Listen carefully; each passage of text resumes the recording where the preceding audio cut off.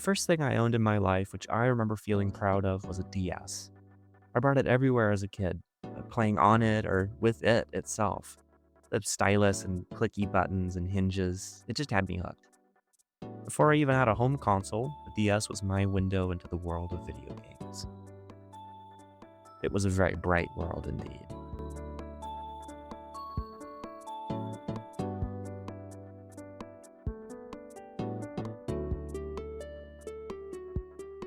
In my DS was a story, or maybe a dream that I'd love to revisit. I would love to just crawl in and fall asleep right between the dual screens. Like a tanning bed for little dudes, but the bed is good for you and gives you smiles instead of cancer. Central to the story is the playground, and from this place, all the kid memories shall unravel. When I watch Flip Notes, I'm still there, on my DS, under the hot plastic shade of that slide. Looking back, it wasn't truly that special of a thing. Plenty of my friends had baby's first smartphones by then, or newer handhelds, but I don't know. I was always content with my DS. At the beach, or during lunch, or at my grandma's house, or in the backseat of the car with the reading light strapped to it. I would play till I got dizzy, and smeared stoplights would guide me home. And then I would play it in bed and tuck it under my pillow and dream about Dr. Kawashima all night. Nostalgia. It can be both a personal force and more cultural, generational even. I've seen enough Fruitager era revivalism to know that. There was something really unique in those 200 pixel screens, but on a cultural level, I don't know. I know that's kind of trite. And personally, it's been long enough that I know my hindsight's filtered by nostalgia. But where memory and emotions collide, I can't exactly tell. When you think back to whatever your first near and dear possession was, you no doubt feel similar nostalgia, or as close an analog as the two of us can have. That personal, subjective story between a kid and their toy is something you can never recreate. Even if, for all your life, you keep on trying to. It's not just the story of a handheld, but dreams of a past time. Here's a little bit about mine, going forwards in time from the very start to what DS means to me today. But let me be clear here. When I say no two kids have the same relationship with a toy, I don't just mean what you played on it. Just as important in my DSi Dream is how I used to bite it, or pick at the dust in its corners, clicking the hinges, sticking the stylus up in weird places. You know how it goes. But more than anything, what made the DS important to me was how often I lost those little things. Before I ever had my own DS, my sister had this white, stickered up one. The original. Wow, I was envious of that thing the second I got a taste of Mario Kart DS. Many an argument were fought over it, and at a couple moments, I was afraid I'd have to cut her off entirely. Like when I misplaced the stylus. This was her fault, even though I was sticking it in places, and we got into a big fight. In my opinion, the DS was a perfect way to introduce a kid to video games, because it was, in its nature, a fun thing, even turned off. It had enough options to keep me thoroughly entertained, especially the drawing features. In PictoChat and Flipnote, I probably spent the majority of my time drawing, shapes and cool stuff, really. Okay, I'll admit it, I spent 90% of my time tracing comics, but what other console could you do that with? I loved what the DS was for me as a kid because it wasn't a capital D device vying for my attention, with loud noises and colors. In fact, it was kind of the opposite, sort of quiet and poorly lit. Instead of spectacle, it grabbed me through its interactivity. It's something I find missing in modern handhelds. Too much screen, too much noise. This was a hell of a toy.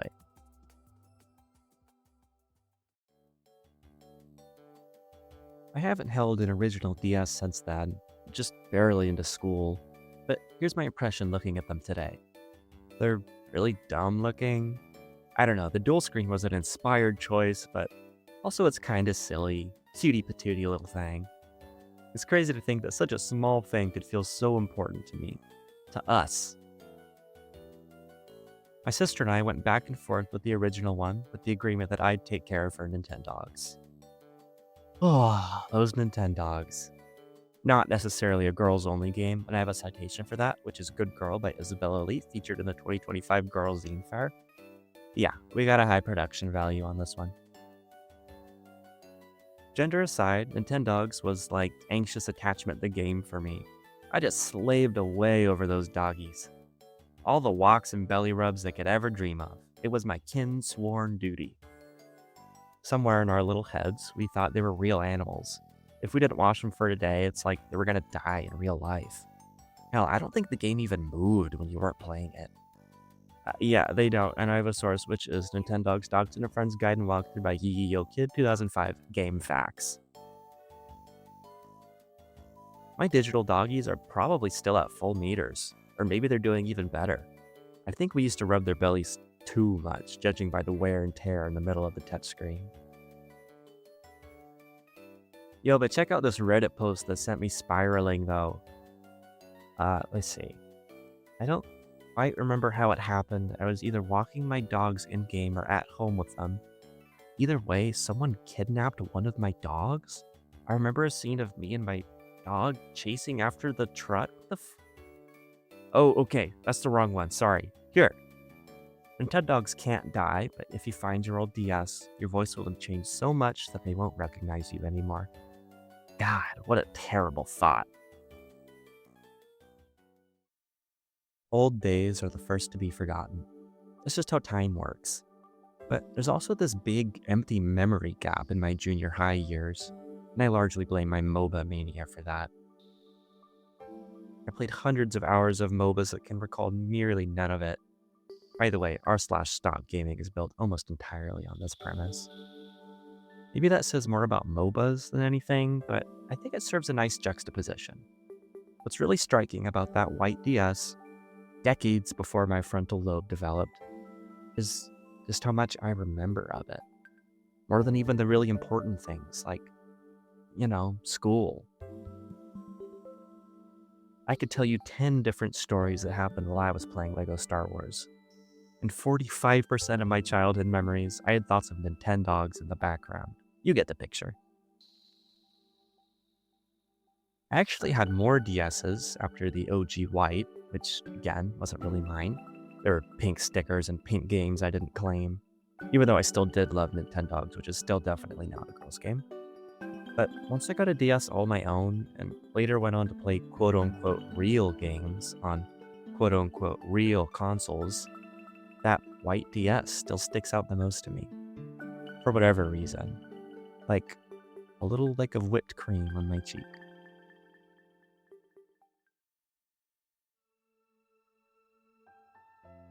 Old, forgotten afternoons are marked with tiny bursts of memory. Everything was so vivid, but also so vague. I used to have recurring dreams about these little blue and red sprites. Cute, floating little lights. I was convinced they were real and would enjoy many nights watching them fly around from in my bed. Whirling comets of hot and cold, spelling out things with their tails. An airy language I couldn't understand, but they tried to tell me regardless, and I always appreciated them for that. When you focus your concentration hard enough at something, you can see thousands of little sprites like them in the fuzz. After I stopped having those dreams, I knew they lived on, somewhere behind my eyes.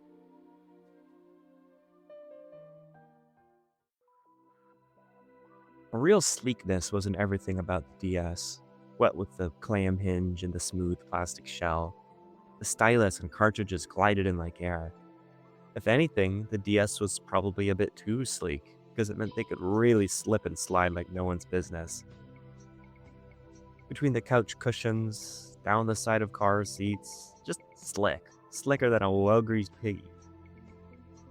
I think that's where my penchant for losing these things started. The OG White gave me the slip big time. And the first case was instantly the scariest, of course, because it wasn't really mine to lose. And, of course, you can imagine how my sister reacted. Even before that, imagine that quiet, growing fear it put into my heart when I couldn't find it in my backpack at the end of the school day. Clawing between pockets, under the mess of coats and bags thrown in a pile, on top of cubbies and under them, in the gym, the hall, the lost and found, but I never did find it. My dog was as good as dead. In moments like these, the boys are separated from the men, they say. The weak from the bold, the wheat from the chaff, or something. I don't know. But honestly, whatever came of this, I've pretty much memory hold. Isn't that an amazing term, by the way? While the situation was most definitely, certainly my fault, there's still a feeling somewhere deep in my heart that maybe it wasn't. A thieving kid or a jealous friend could be to blame. But where, oh where could it have gone?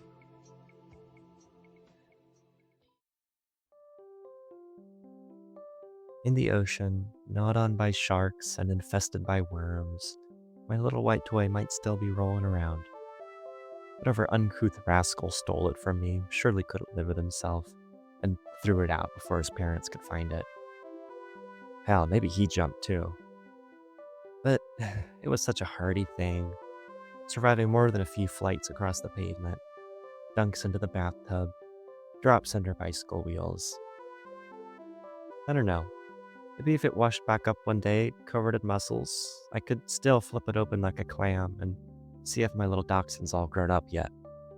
If he still recognizes my voice through the log of the microphone. I can only imagine it now.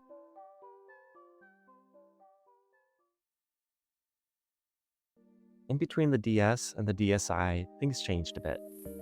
I got on a few years, a few grades. My sister grew right out of gaming and almost brought me with her, actually, but my home console revolution kept me loyal. All the cool kids had iPhone 5s or Motorola Droids, which, if you didn't know, are like iPhones but with scary noises. Droid. Everything had bigger screens, more plastic and glass, but less sturdiness. I'd have liked to do a throwing competition with my DSi and my sister's iPhone. If she was younger, I might have convinced her. Smartphones were around and they were here to stay, but my parents were super hesitant to get me one. I don't know why. I was a very trustworthy kid, I promise. Just interested in everything that was unknown to me and a little prone to getting sidetracked. They eventually seeded far enough to buy me a DSi. This time blue. Sky blue. Ocean blue. As blue as the little sparks in my eye. It was everything I loved about my sister's original and more. It was my favorite color, for one, and that's what really mattered. My parents must have thought I would never lose it because it was mine. Not on loan, not anyone else's problem. It was mine. And wow, were they wrong. But wow, was she ever.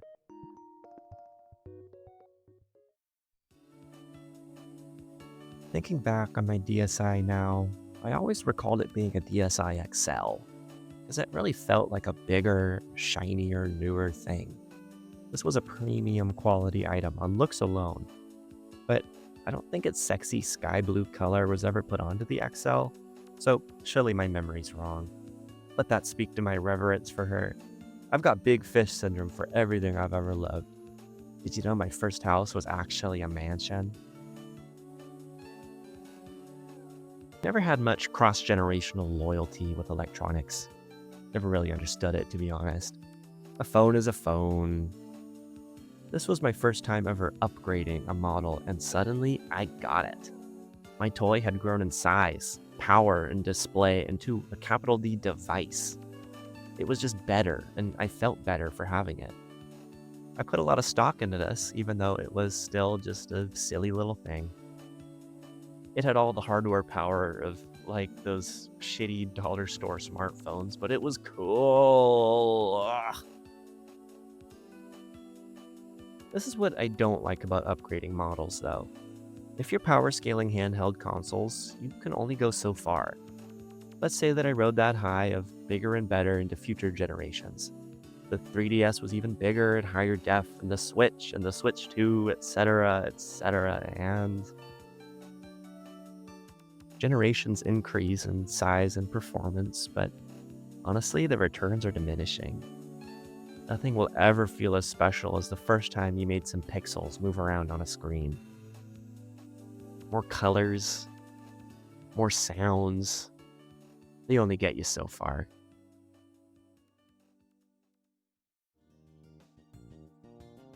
Not to say kids are stupid or anything, but they sure aren't good judges of value. I know that generational nostalgia isn't the sole reason for my love of the DSi because, frankly, I played a lot of shit games on it. And I loved a lot of them too. Some of my favorites were Lego Battles, Bolt, Lego Star Wars 3, and miscellaneous shovelware stuff. Lego Battles in particular was very special to me because it had a similar mentality to those early Lego lines, say, castles. Make some cool armies and just have them fight each other. I got so much satisfaction from just building up a squadron of knights, pirates, and aliens and watching them run around. Sigh, it's the simple things, truly.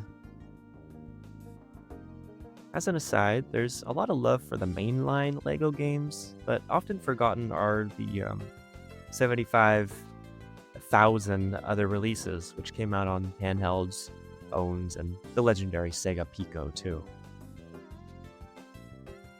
These have their little communities, like I recently found one for LEGO Battles that actually does regular tournaments, but they're always kind of small and weird. This LEGO Battles one has a cultish obsession with the character King Kahuka. Can you believe that? Back in my day, Santa was the top tier pick. Yeah, game design for kids kind of peaked around this era of handhelds. Games so simple that you could play them with just the stylus. But there's an art in simplicity, and there's two wolves inside of you. And one just wants to press stuff and feel good doing it, and the other wolf feels kind of the same way, actually. 2D platformers have hardly changed in 40 years since Donkey Kong. Up, right, left, sometimes down. Lego games are always the same.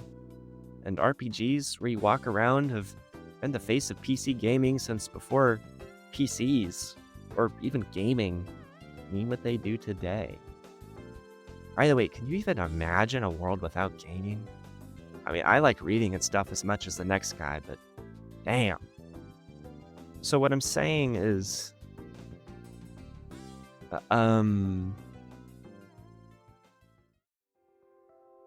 the DS games I enjoyed the most were the ones that harbored creativity. Scribblenauts rocked my life with its word recognition, and I could never forget good old Art Academy. Even though I mostly ignored prompts and drew dicks instead. Remember this, I promise it's relevant. Whenever family friends came over, there was this younger boy who always wanted to play Scribblenauts. I had to help him spell everything out, he was so young. So sometimes I would spell him the totally wrong word, or sometimes a curse word like, ass, bitch, etc. And I would LOL when it didn't work. Ha! I picked up most of those naughty habits from the playground and those ephemeral little recesses we had. My DSi was such a great tool for connecting with friends. We would touch shells, link them up, and play games on the regular. Older kids would help me get past levels that stumped me, and others would show me their favorite flip notes. Warrior Cats, ASDF movie, anime, Nightcore, all in splotches of red and blue and white. Amidst all the fuzz, it's still vivid and beautiful. The amount of simple yet not patronizing, colorful yet not overwhelming, fun yet not cloying, special little games I enjoyed on this console. I'm so grateful for them. Smiles.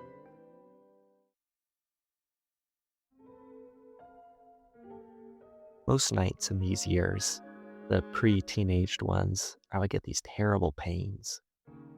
They were like big flashes in my dreams or drawn-out sirens. Some dreams were so long and so loud that I lived through entire hours, days, or weeks. By the end of the dream, I would be woken up by my growing pains, realize it had truly only been minutes. I would feel like I jumped from one body to another, or died and woke up in the afterlife. Maybe getting glimpses into other lives I would have lived, or maybe ones I already did. A lot of them were in older times, like medieval longhouses full of smoke. Maybe I was playing too much Lego Battles. I don't know why, but I was a boy in two different places when I went to bed at night. Creativity unbound.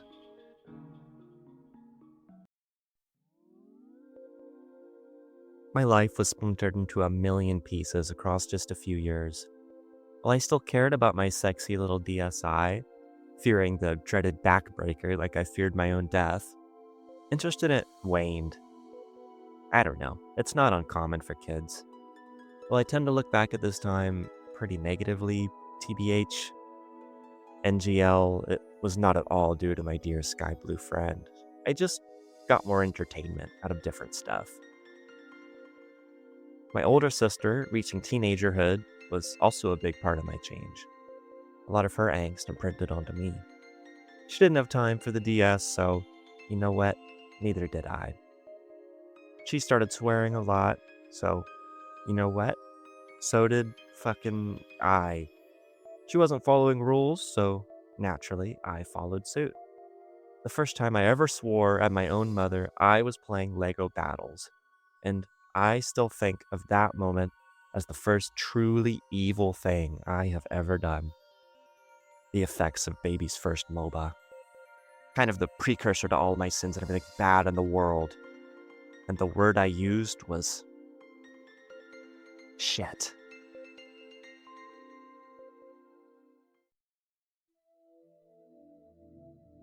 In the great DS disillusionment, I spent a lot less time on the playground and a lot more time on the couch. Discovering all of the big boy games on my stepdad's Xbox 360. How big is that number, huh? I was suddenly drawn more towards the TV. I jumped from two crappy little 200p screens to about the biggest one I could get my hands on. It was worth at least 180 DSs to me. Well, I have many good memories with the 360, because someone needs to stick up for the Xbox, obviously. They'll never match my time with the DS. Partly because they stayed at home, away from the friends and the play, but also partly because there were less like toys, more like teleporters. I was sucked inside of them and I shot grunts and rattled around in there until that red ring told me it was time to get out. And then I just moved up to the new PlayStation. More power, more colors, more sounds. To really understand just how deeply I fell off from my poor DSi, consider this. I actually don't know where she went. Lost, most probably, and lost by me, most definitely. But I couldn't say how, or where, or really even when it happened. I lived in blissful ignorance, not knowing that behind all the fun I was having on Halo 3, I had forgotten something crucial. The dumb baby I was didn't even realize she was gone. Until, somewhere in the seams, the couch in-betweens, my DSi grew legs and just left. She was sick and tired of my neglect, obviously. The amount of, dicks I drew on her could be considered abuse. And all the tape, stickers, cracks in the plastic. I don't blame her. So off she roamed to Iceland or Finland maybe, where little peasant boys with only rocks to their name could appreciate her. Boys with horns on their head and rakes instead of hands. Maybe they're still playing DSi to this day, with twigs because, of course, they lost the stylus, as kids tend to do. Maybe they could take note of those ancient runes I drew inside, and archaeologists could discover phallic carvings thousands of years in the future. And DS, I might last forever.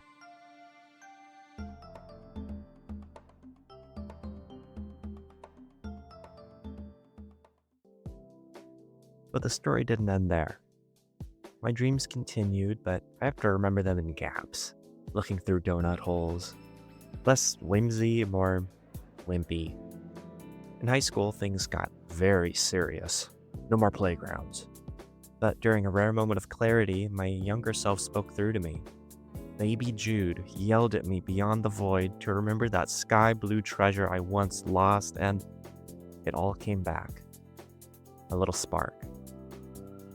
So, when I found a peer selling her red 3DS XL for probably too much money, I went for it. No questions asked. Cash up front.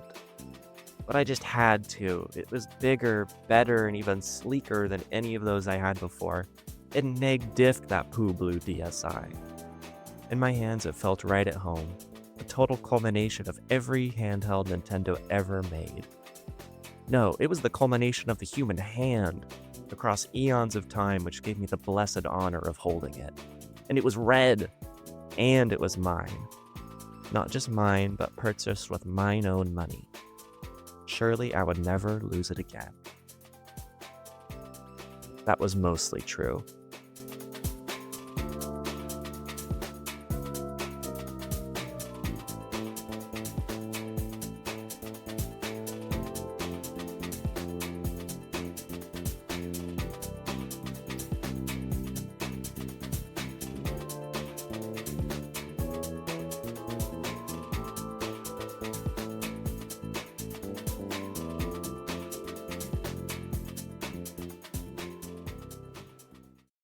As I previously mentioned, I bought this 3DS from a fellow student.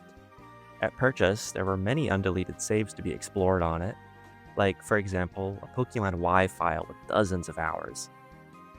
God bless our shiny hunters, because you couldn't pay me to play that much Pokemon Y. When I was younger, I actually really liked Pokemon Black.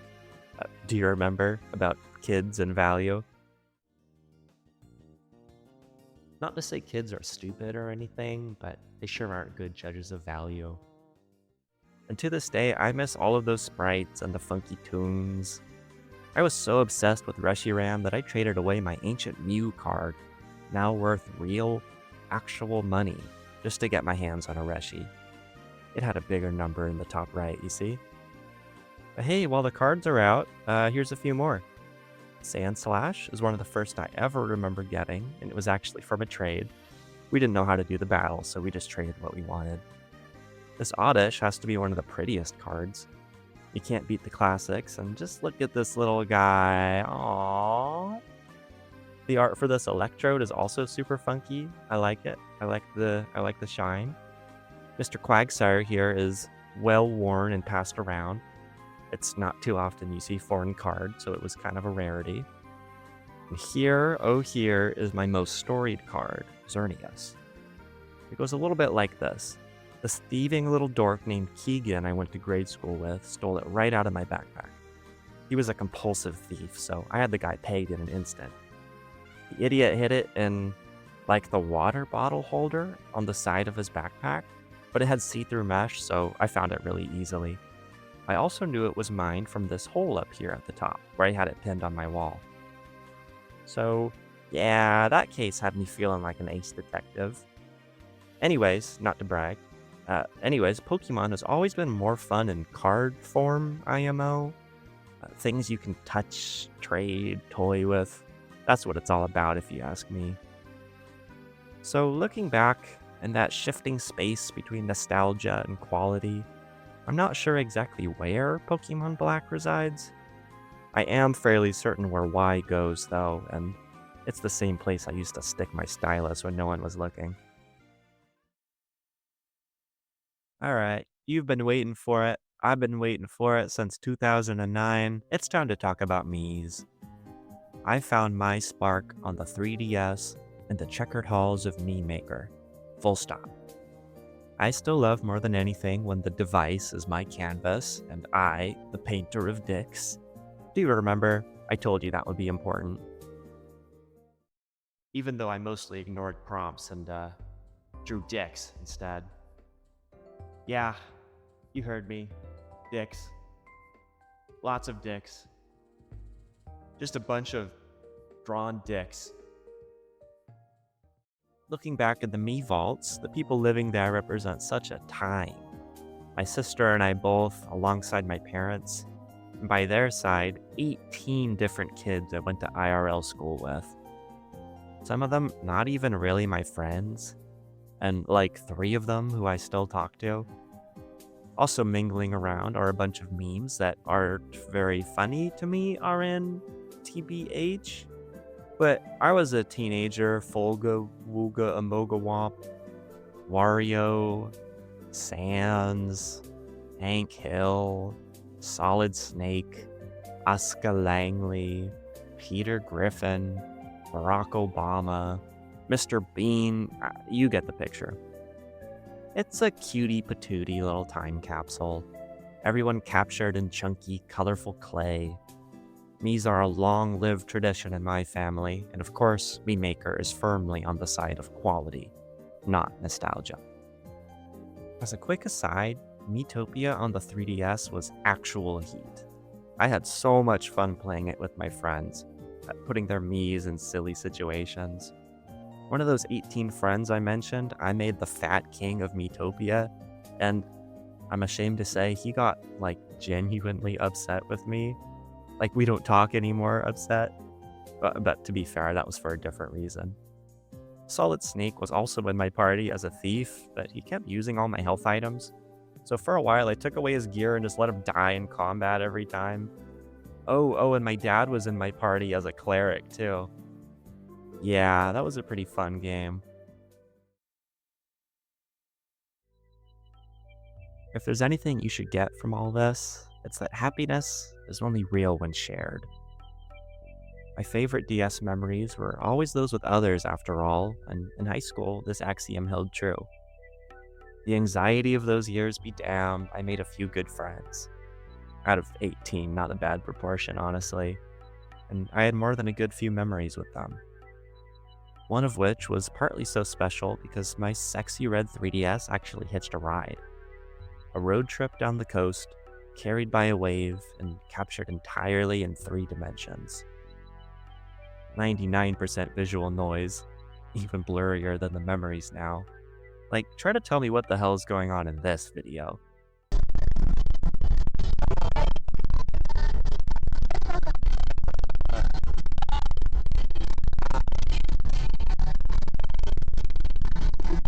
In the years since, a slow trickle of dreams have returned me there.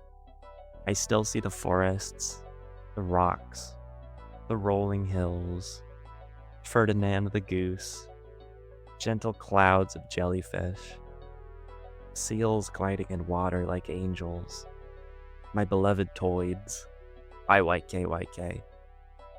While a quote-unquote real camera would have pictured it in higher resolution, and maybe I could better remember how it all looked, 3DS photos speak something more novel, the feelings. Many times I've relived these stories, in and out of dreams, but nothing has ever captured the feelings as well as the pictures in my red 3DS. On the drive home, I held it close to me, feeling that cool shell against my hands. I played like I used to all those years ago, huddled in the corner back seat, and I so clearly remember the moment when the string inside of me just snapped in two. I was behaving so kid-like, suddenly so immature to high school eyes that I couldn't help but blush. High school was a time for seriousness, you see. I was 17. There were girls around. I could have thrown it out the window right then and there. It's a confusing memory, but one I still hold dear. Return trips are always the saddest, full of that sense that you should have lived the experience just a little bit more. With all that shame and stuff, and sorry, I know this is getting a bit self-serious. My mood crashed really hard, to the very lowest.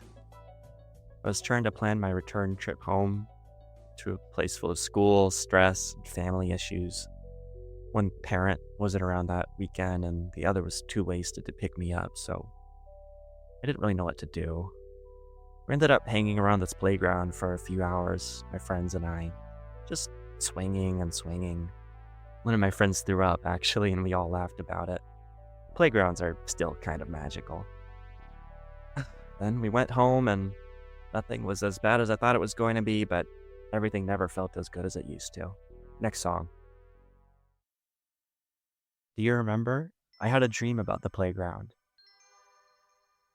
Back when I was either young or old, or sometime in between, I was walking around a cave. Gandalf's cave. He wasn't there, but I knew it was his. Just one of those things you can tell. It opened outside into a forest glade, and in the center of said glade was a platform with colorful tiles. Suns and moons and hearts against stone. In the dream, I was a kid, and I knew in my kid brain that this, too, was a playground. One of the concrete, dangerous ones liable to scrape your knees up. Under green pines, there was a gate guarded by mushroom girls. Not real mushroom girls, they just wore red cloaks with white polka dots, but anyway. They were the keepers of the beasts, and when they opened the gate doors, instead of lions or tigers or bears, emerged many of the worst people from my life. Bullies, Pokemon card thieves, bad influences, abusers, verbal or otherwise, and many more. I was scared shitless, needless to say, but suddenly, all the friends in my life were there too. They told me I would be okay if I kept close to the heart. I looked down and I had my foot on the heart tile, and suddenly, none of them could hurt me. They yelled, insulted, and threw things at me, but it couldn't hurt me anymore. High schoolers are still kids after all, and as kids often do, I got sidetracked. My 3DS was just one device in a litany of D words I had. A smartphone, a computer, scores of video games for a big boy console. When I look back, I often curse at myself for misplacing my sexy little red 3DS, but I know in my heart that I shouldn't. It was big, I was big, and all my decisions were my own. One day, I just stopped using it, fallen into some crevice, not of the couch, but of the mind, and it never arose again. A simple thing being led away by whims. You have to be careful. But the story's still not over.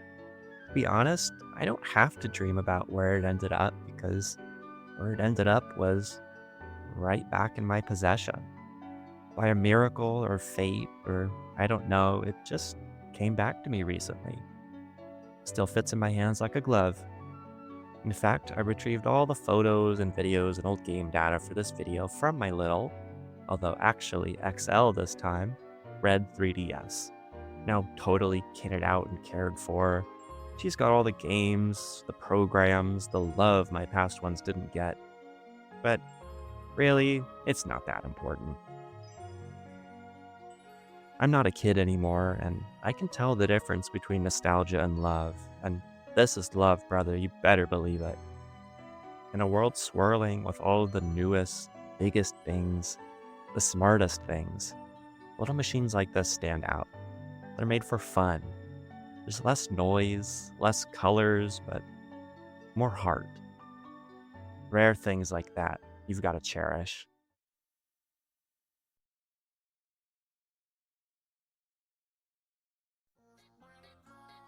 Welcome back to my fairy happy tale La La Land.